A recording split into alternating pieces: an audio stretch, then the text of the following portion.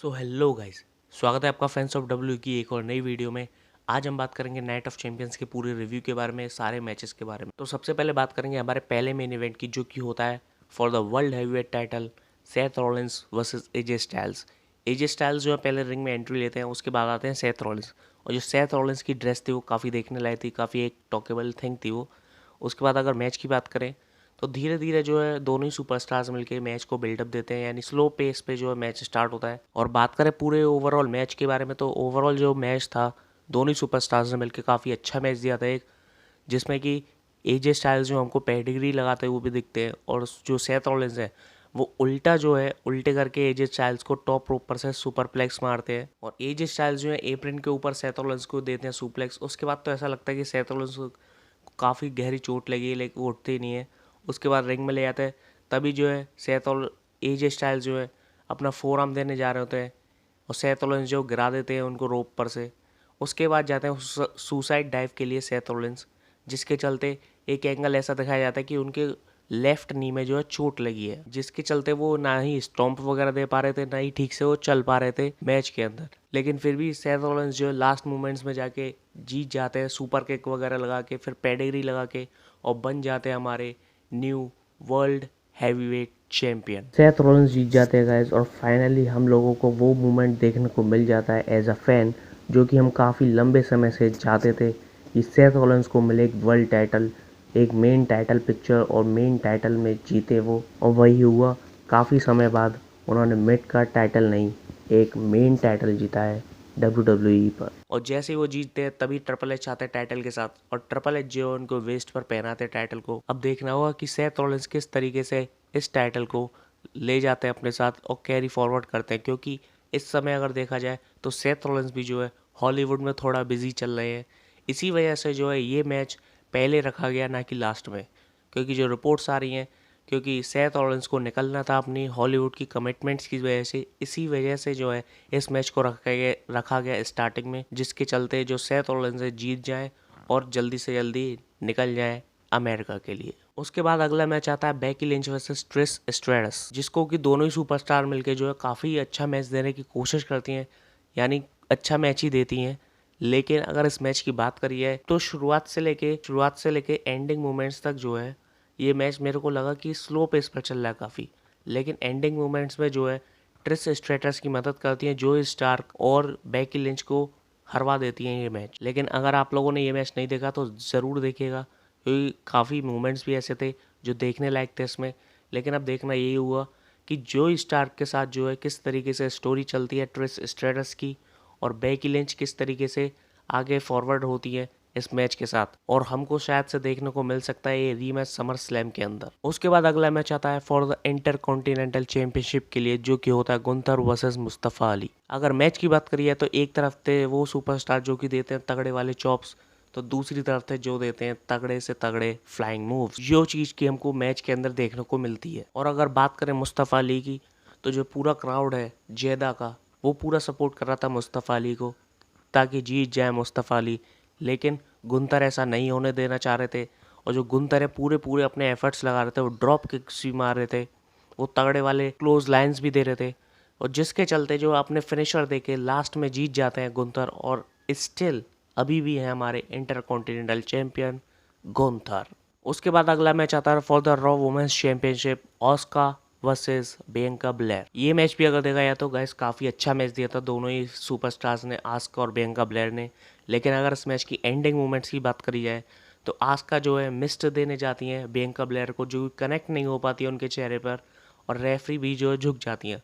उसके बाद जो है एप्रन के ऊपर जो है आस्का बैठ जाती हैं उल्टी होकर, और जो मिस्ट जो उनके पास बचा होता है वो अपने हाथ पर लेती है, और जब बियंका ब्लेयर अपना फिनिशर देने जा रही होती हैं तो उनकी आंख पर जो है अपने जो है मिस्ट जो है लगा देती हैं, जिसके चलते उनको कुछ दिखता नहीं है बियंका ब्लेयर को। जैसा कि आपको पता ही है, जब मिस्ट उनके मुंह पर जब मिस्ट लगता है तो वो कैसे चिल्लाती हैं, कैसी वो अंधी हो जाती हैं, जिसके चलते आस्का जो अपना फिनिशर लगाती हैं और बन जाती है हमारी नई रॉ वुमेन्स चैंपियनशिप। अब देखना ये हुआ कि आस्का जो है कितने लंबे समय तक कैरी कर पाती हैं रॉ वुमेन्स चैंपियनशिप को, क्योंकि अगर देखा जाए तो बियंका ब्लेयर काफ़ी लंबे समय से एक चैंपियन थी, और हो सकता है दोबारा उनको रीमैच तो मिलना ही है, तय बात है, लेकिन हो भी सकता है कि दोबारा से उनको चैंपियन बना दिया जाए। लेकिन फिलहाल के लिए हमारी रॉ वुमेन्स चैंपियन आस्का। उसके बाद आता है अगला मैच जो कि होता है for the SmackDown women's champions, जो कि होता है नटालिया वर्सेस रिया रिप्ली।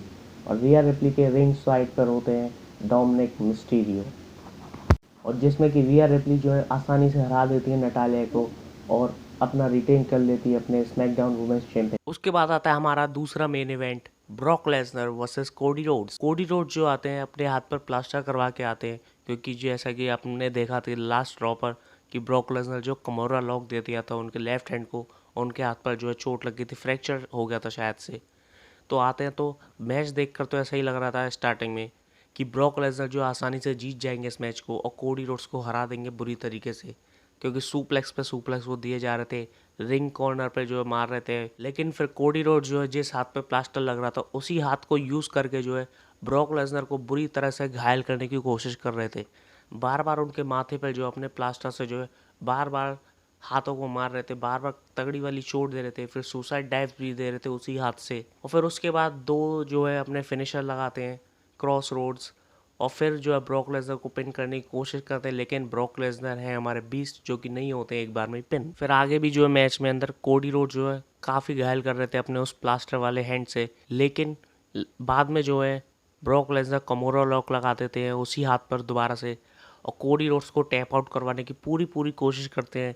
लेकिन कोडी रोड्स पता नहीं किस तरीके से झेल रहे थे उस पूरे दर्द को। रेफरी जो है चेक भी कर रहा था उनको हैंड को गिरा कर, लेकिन वो फिर भी अपने हैंड को स्टिल कर रहे थे हवा में, जिसके चलते मैच ख़त्म नहीं हो रहा था।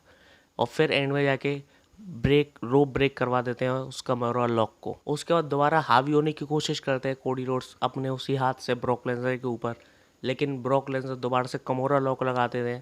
तो बैकलैश वाला जो मूवमेंट था कि कमोरा लॉक से ही जो है पिन करवाते हैं, तो दोबारा से करवाने की कोशिश करते हैं कोडी रोड्स, लेकिन इस बार ब्रॉक लेसनर को पता होता है तो ऐसा नहीं हो पाता दोबारा से, और बच जाते हैं।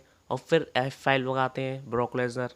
उसके बाद दोबारा से कमोरा लॉक और टैप आउट फिर भी नहीं करते कोडी रोड्स, वो हो जाते हैं पास आउट, जिसके चलते रेफरी रुकवा देते हैं मैच और जीत जाते हैं ब्रॉक लेसनर इस मैच को। अब स्टोरी देख के यही लग रहा है कि समर स्लैम तक ये आसानी से खिंच जाएगा ये वाली स्टोरी। तो Brock Lesnar versus Cody Rhodes part 3 हमको दोबारा देखने को मिलेगा समर स्लैम के अंदर। उसके बाद आता है हमारा तीसरा एंड फाइनल मेन इवेंट जो कि होता है for the undisputed tag team championship, Roman Reigns Solo Sikoa versus Kevin Owens and Sami Zayn. पहले Roman Reigns and Solo Sikoa आते हैं, और रोमन रिंग्स आते हैं as a 1000 day universal champion. तो क्राउड में जो है उनके पोस्टर्स होते हैं रोमन रिंग्स 1000 डेज। और अगर बात करें इस मैच की तो शुरुआत से ही जो है सोलो सिकोआ दोनों ही superstars Kevin Owens Sami Zayn पर दोनों पर हावी हो रहे होते हैं। लेकिन फिर बाद में जाके जो है रोमन रिंग्स भी आते हैं मैच के अंदर, वो भी रिंग के अंदर आकर लड़ते हैं। और जब भी बीच बीच में जो है रोमन रिंग्स क्या करते थे कि जब भी बीच बीच में रेफरी जो है नहीं देख रहे होते थे तो रोमन रिंग्स जो है बीच बीच में चीप शॉट्स जो है मार रहे होते थे, कभी केविन ओवेंस को, कभी सैमी ज़ेन को, और ज़्यादातर जो है सैमी ज़ेन को ही मारते। फिर बाद में जाके जो है सैमी ज़ेन जब दोबारा से रोमन रिंग्स जाते हैं चीप शॉट मारने के लिए, तो सैमी ज़ेन जो है टर्न कर देते हैं और रोमन रिंग्स को भी धो डालते हैं।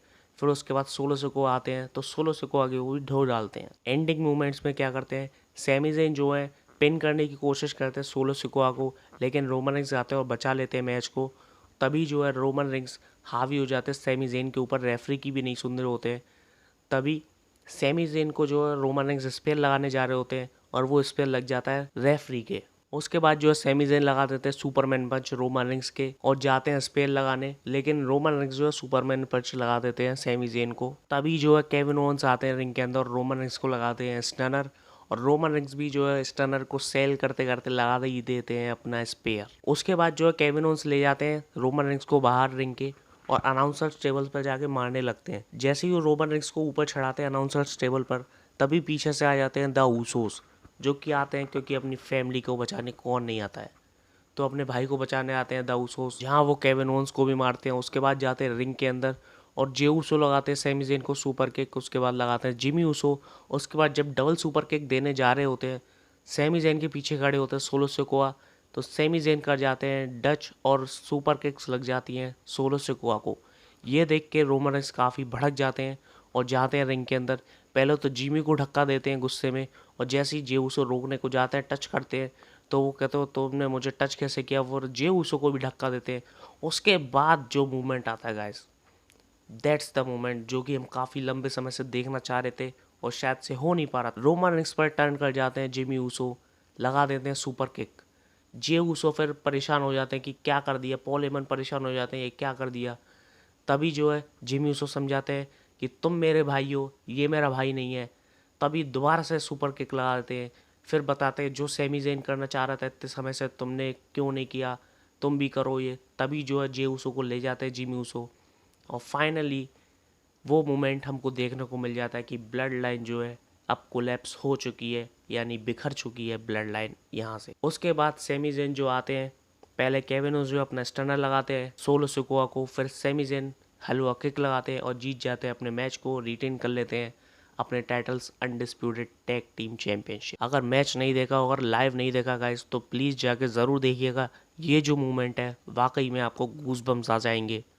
जो भी पूरी स्टोरी लाइन चली है ब्लड लाइन की, मैं तो यही कहूँगा जब से मैंने WWE देखी है उसके बाद से अगर देखा जाए तो स्टोरी लाइन सबसे बेस्ट स्टोरी लाइन जो है ब्लड लाइन के अंदर चली है गाइस।